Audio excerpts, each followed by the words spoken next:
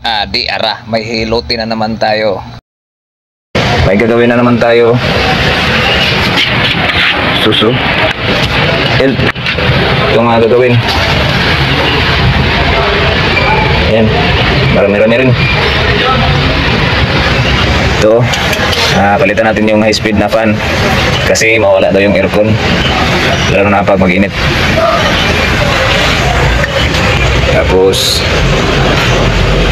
yan, aircon, tinsel oil, engine support. Pag magpatay, kukurog-kurog yung makina.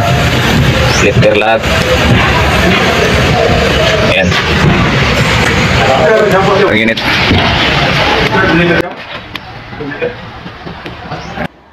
Palitan natin ng engine oil, palit ng oil filter, palit ng belt sa compressor. Palitan natin ng center post, driver side. Kasi parang magkagulkol. Sugdan na nating tanggalin ang lumang center post para mapalitan natin ng bago.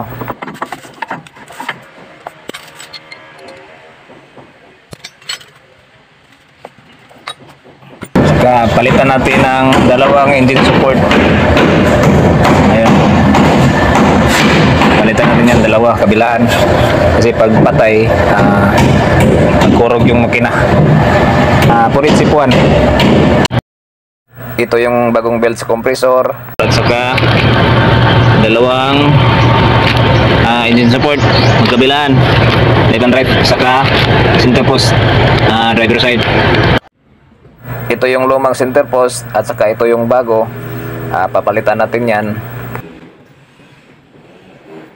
Bago na yung center post, kabit ko na, saka wala na rin play ang manubila. Kabit na natin ang bagong engine support.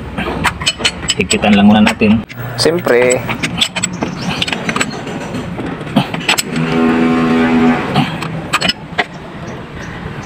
palit natin itong belt sa compressor belt. Higpitan, siyempre. Nilagyan natin ng lock ang extension sa tie wrench. Naglagay tayo ng lock sa lifter switch, parang bahay lang yan. Ayan. Sa likod, ayan, naglagay rin tayo ng lock. Siyempre, pagkatapos ng lahat, paandar na tayo.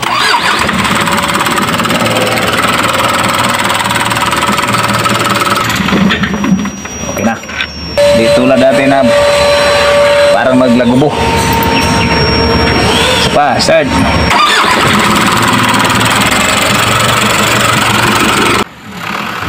Okay na, revolution para mas malaki mabayaran ang may-ari. Bagong engine support, kabilaan. Bago rin ang compressor belt. Ayan, kita nyo na may puti-puti, bago pa yan. Puntahan natin sa aircon. Ayan, nalagyan natin ng high speed auxiliary fan. Yan, malamig na yung aircon. Yun, may lamig na. Ayan, nag-trip off na siya. Ibig sabihin, okay na yung system.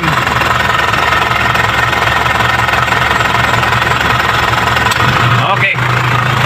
Okay na. May trip off na. Okay na ang lahat. Nag-thumbs up na yung kamay na walang panghinaw. Kumbate!